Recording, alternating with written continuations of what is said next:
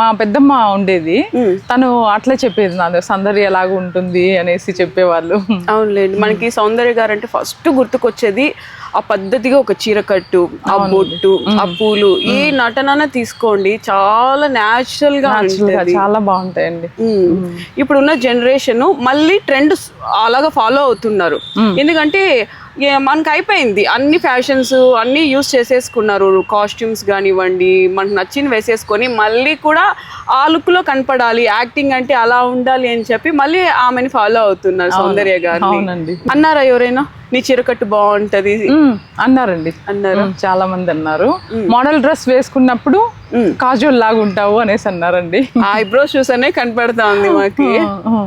అలాగే ఒకసారి మా కెమెరాకి ఆ ఫేస్ టర్న్ ఇచ్చుకోండి, ఆ స్మైల్ తో. మీ ఫ్యాన్స్ అందరూ కూడా ఈ వీడియో చూసిన తర్వాత కామెంట్ చేస్తారు, సౌందర్య లాగా చీరకట్ట లేకుంటే కాజోల్ లాగా ఐబ్రోసా, అవన్నీ కూడా ఇప్పుడు మీకు కామెంట్లు పడుతుంది అనమాట.